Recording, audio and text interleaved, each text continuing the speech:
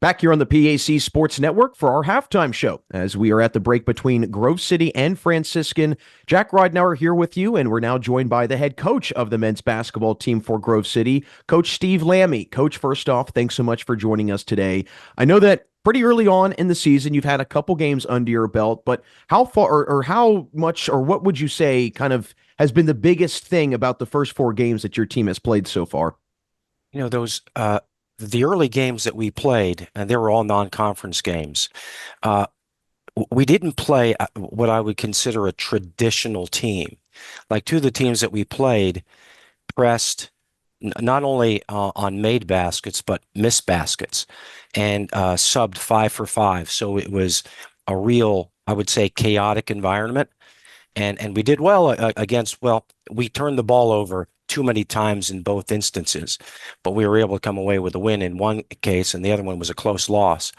And then one of the other opponents played a 1-3-1 the entire game. So those are things that you may see like a couple possessions a game, but not the continuous. So we had to work through, I would say, chaos. Uh, uh, which was really good for us because it tested our mettle, it tested our poise under pressure, and uh, I was happy with how we came out of it.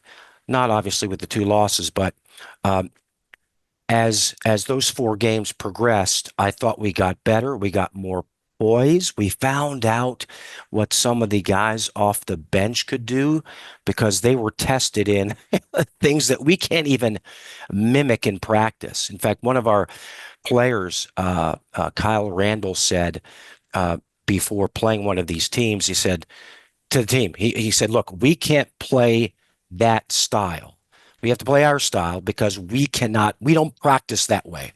So let's play like we practice." So it was just it solidified that we have a good leadership and they understand our uh, our way of doing things, like our personality as a team. So that was a takeaway of our first four non-conference games. You bring back a very key player for you guys in Chase Yarbrough from last Mhm. year, all conference performer. What does having Chase on the floor allow for your team to do offensively within your system? I think he's really hard to guard because we know that he has 3-point range and it's deep, but he was also our most effective scorer inside.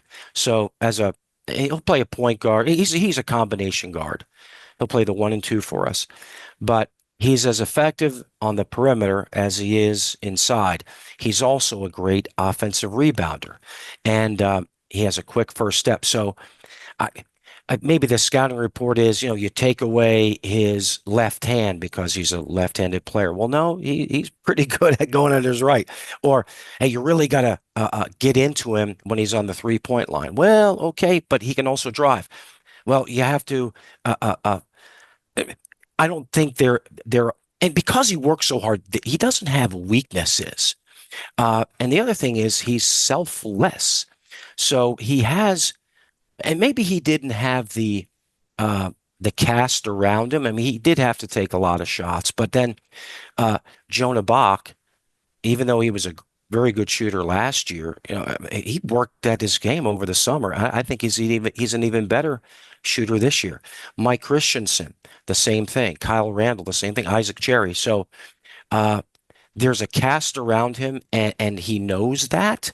So he doesn't, I don't think, feel the burden of having to every time down create something. And I think that's a maturity on his part, but also there's a burden off of him so that he can distribute and do other things in the offense other than just have to score.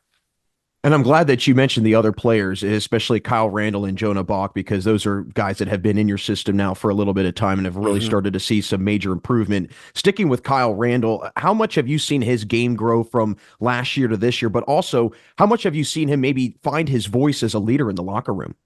Yeah, he's more of a quiet leader.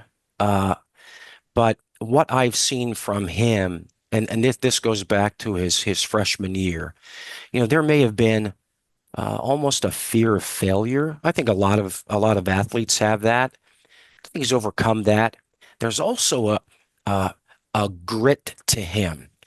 Maybe when you're 5'11", 5'10" at most, uh, maybe there's a little bit of I don't even know how to describe it, but a fear of getting hit, right, and playing physical.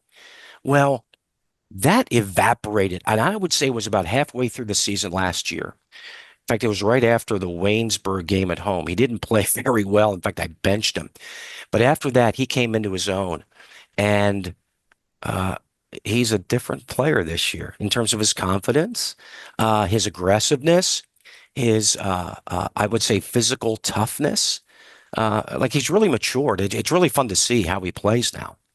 And for Jonah Bach, someone that has been a knockdown 3-point shooter, and not just for you guys, but really one of the best in the entire PAC. Mhm. Where have you seen his game kind of expand, and really in particular the offensive side of things? Uh, he's he's like a sniper, you know, and he's got to take good shots. And that was one thing of all of our players, he probably had to make the most adjustment last year because he was a volume shooter. And I remember talking with him after his sophomore year was over, and I said, Jonah, we're not going to win with you being a volume shooter. And I showed statistics of, okay, look at the PAC over the last 15 years.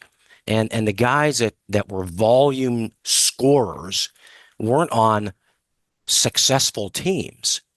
And this had nothing to do with his selfishness. I think it was like he had the burden of I was the only 3-point shooter on the team. I have to do more. And we told him, no, you don't. All you have to do is take open shots. You don't have to put the ball on the floor and try to drive it, which is not his strength. You can pass that up, and then we'll get you open with other screens. And thankfully, guys like Mike Christensen and Chase Yarborough also rose to the occasion. So you couldn't just focus in on Jonah's 3-point shooting. You had to guard other people, which freed him up in the offense, and he was getting more quality looks, even though there were fewer of them. And he's doing the same thing this year. But the other thing I would say with Jonah is, I trust him implicitly. So there may be a shot where he rushes it, and okay, that's all right. All right, if it happens once a game, well, that's what a sniper should do. You want him to pull the trigger, and you don't want him to overthink it. And if it's a poor shot, he knows it. I know it, and we're just going to we're going to take the amnesia pill and then move on to the next play. So I do have a lot of trust in him and his uh, uh, and the shots that he takes. Coach, you Mhm. have gotten me fired up for this PAC basketball season. Before we let you run, I want to hear from you. Your team got so close to a championship, fell by 1 point to Geneva, the eventual champions in the semifinals. And with getting so close to that, what will it take, do you think, for your team to get over that hump and get back to the PAC title game this year? Yeah, that had a significant effect on our program, and in a positive way. And I've said this to our players, and this is not hyperbole. I've been here. This is like my, I don't know, 100th year, and we've always had hardworking teams. And there's a spectrum of on your team, and there are guys that are in the gym all the time, like it is part of their identity, and they're going to work at it, work at it. And then there's another segment, maybe on the other side of the spectrum, where they're college basketball players, but they're not as committed in the off season. And maybe it's because they have difficult majors. Maybe they have to get jobs over the summer and they're putting themselves through school. There are a lot of different reasons. But this year's team, if I would look at, and we have 20, 22 guys, we have more guys on the side of the spectrum where they're in the gym all the time than I've ever had. And I I'm really happy with this group. Like they work hard. They make me happy. You know, they challenge each other. It's like our culture just took a big jump. And my full expectation is that that is going to continue. from now until whenever I retire or whatever.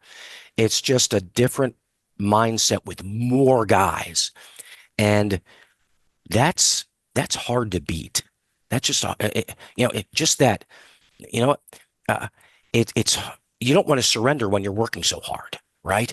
And I know other teams are working hard as well, but we got just a collection of really hard, tough-minded, blue-collar workers, and they love each other and they love basketball, and it's really fun to be around.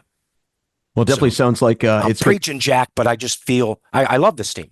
Absolutely. Well, no, I could see the passion that you have. It's seeping out. And for being at Grove City for 100 years, Coach, you look great. So I tip my cap to you as well on that one. But Coach, thanks so much for stopping by. Thanks for taking a little bit of time, and good luck the rest of the season, my friend. Thanks, Jack. Good That's the talking to head. you.